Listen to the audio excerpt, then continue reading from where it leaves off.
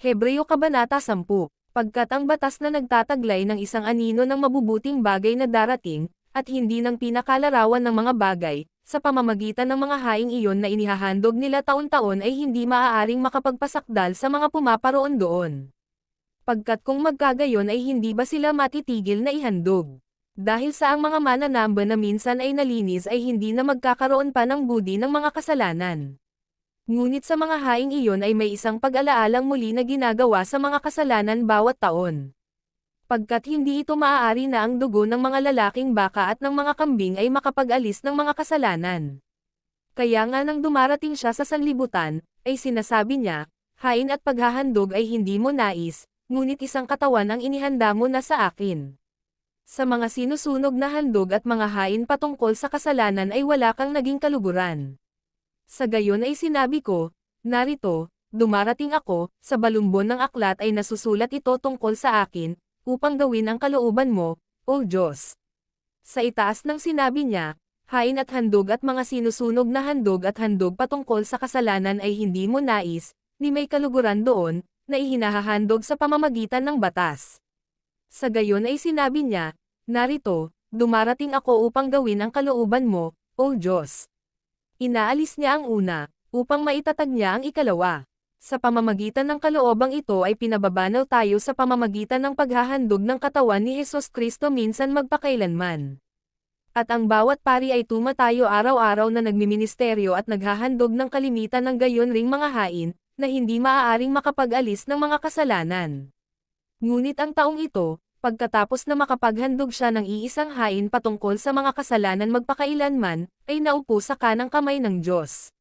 Mula ngayon ay umaasam hanggang ang kanyang mga kaaway ay magawang tantungan niya.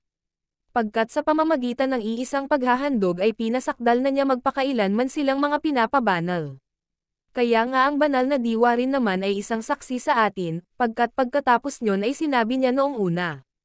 Ito ang kasunduang gagawin ko kasama nila pagkatapos ng mga araw na iyon, sabi ng Panginoon, ilalagay ko ang mga batas ko patungo sa mga puso nila, at sa mga pag-iisip nila ay isusulat ko ang mga ito. At ang mga kasalanan at mga kawalang katarungan nila ay hindi ko naaalalahanan pa. Ngayon kung nasaan ang pagkakalag mula sa mga ito, ay wala ng paghahandog pa patungkol sa kasalanan. Taglay kung gayon, mga kapatid, ang katapangan upang makapasok sa pinakabanal sa pamamagitan ng dugo ni Hesus.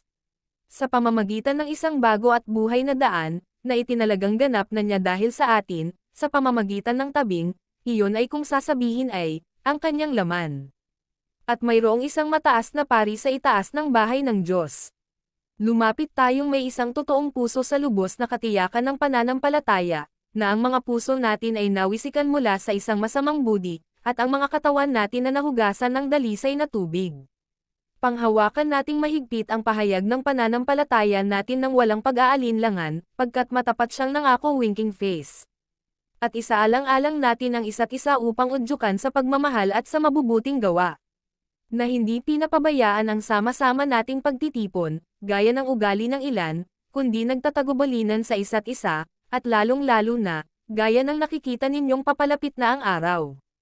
Pagkat kung magkasala tayo ng sinasadya pagkatapos na matanggap natin ang kaalaman ng katotohanan, ay wala nang natitira pang hain patungkol sa mga kasalanan.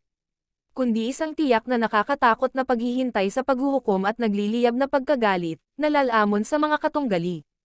Siya na humamak sa batas ni Moses ay namatay na walang awa sa ilalim ng 2 o 3 saksi, gaano pa kayang kalubang parusa, sa palagay ninyo, ang iisiping karapat-dapat, sa kanyang yamurak sa ilalim ng paa sa anak ng Diyos, at bumilang sa dugo ng kasunduan, na kung saan siya ay pinabanal, na isang di banal na bagay, at gumawa ng paghamak sa espiritu ng biyaya, pagkat kilala natin siyang nagsabi, ang paghihiganti ay nabibilang sa akin, ako ang magbabayad, sabi ng Panginoon, at muli, ang Panginoon ang huhukom sa kanyang bayan. Ito ay isang nakakatakot na bagay na mahulog sa mga kamay ng buhay na Diyos, ngunit gunitain sa pag-alala ang mga nakaraang araw, na doon, pagkatapos ninyong maliwanagan, ay nagtiis kayo ng isang malaking pakikipaglaban ng mga kahirapan, sa isang bahagi, habang ginagawa kayong isang panoorin kapwa sa pamamagitan ng pagpula at mga kahirapan, at sa isang bahagi, habang kayo ay naging mga kasama nilang nasanay sa gayon,